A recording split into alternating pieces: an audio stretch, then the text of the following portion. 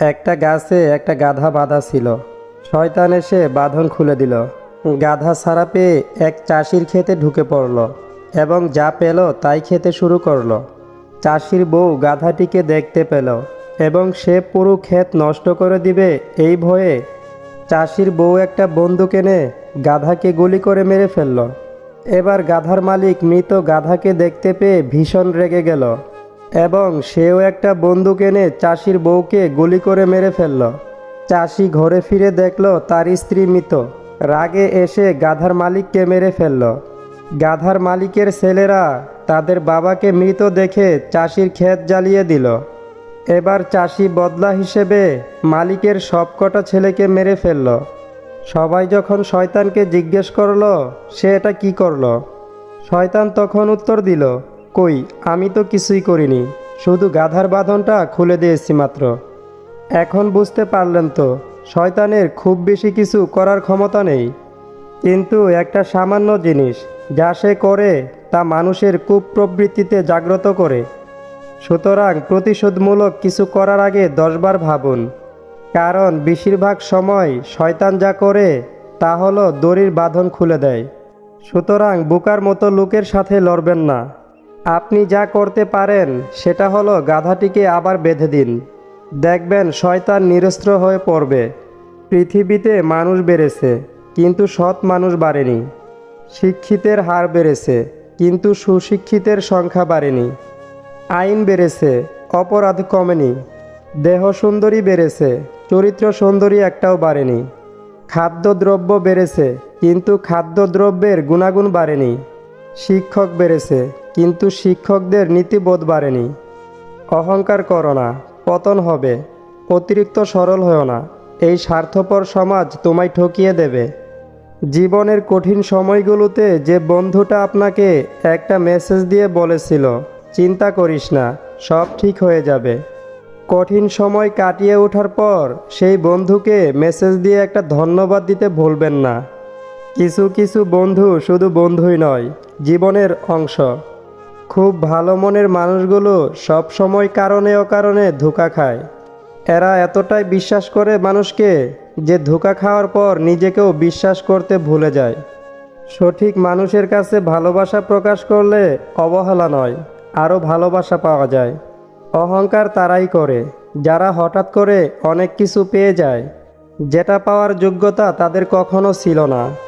আজ তোমার কাছে অর্থের অভাব, তুমি ভাবছো অর্থ হলেই সুখী হয়ে যাবে, কিন্তু না, তোমার যা আছে তার মধ্যে তুমি যেদিন খুশি থাকার চেষ্টা করবে সেদিন থেকে তুমি সুখী হবে। প্রিয়জন হিসেবে এমন একটা মানুষ দরকার যে বিচ্ছেদ বোঝে না, যে কিনা ছেড়ে যাওয়ার জন্য কারণ খুঁজে না, যে সম্পর্ক ভাঙনের কৌশল জানে না। জীবনে পারফেক্ট মানুষ থাকার চেয়ে মানসিক শান্তি দিবে এমন একজন মানুষ থাকা বেশি প্রয়োজন। সম্পর্ক কখনো তৃতীয় ব্যক্তির আগমনে ভাঙে না, বরং সম্পর্ক ভেঙে যাওয়ার মূল চাবিকাঠি হলো বিশ্বাসের অনুপস্থিতি। সম্পর্কের মধ্যে বিশ্বাস না থাকলে সে সম্পর্ক মধুর মতো মিষ্টি হলেও খুব বেশি দিন টিকে থাকে না। হোক সেটা প্রেম, বন্ধুত্ব, আত্মীয় স্বজন বা অন্য কোনো সম্পর্ক। একটু খোঁজ নিলেই দেখতে পাবেন বর্তমান সম্পর্কগুলোতে সন্দেহ নামক বিধির ফলে ভয়ানক যুদ্ধ হয়। একে অপরকে ভীষণ পরিমাণে সন্দেহ করে। নিজেদের কিছু ভুল কিংবা অসচেতনতা বা অবহেলায় এই সুন্দর সম্পর্ক কতটা তিক্ত হতে পারে তা আমাদের চারপাশে তাকালেই দেখতে পাওয়া যায়। সন্দেহ প্রবণতা এমন একটি গুণ যা একটা সম্পর্ক অনায়াসে ধ্বংস করে ফেলতে পারে।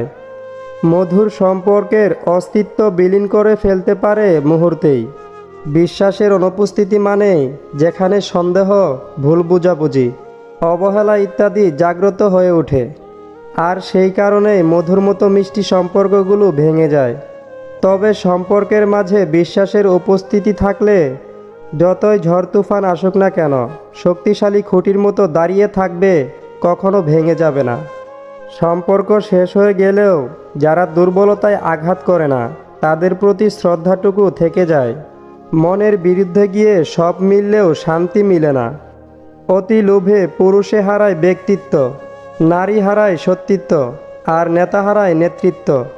আপন তো অনেক ছিল, কিন্তু যখন পিছনে তাকিয়ে দেখছি তখন শুধু ছায়াটাই আমার সাথে ছিল।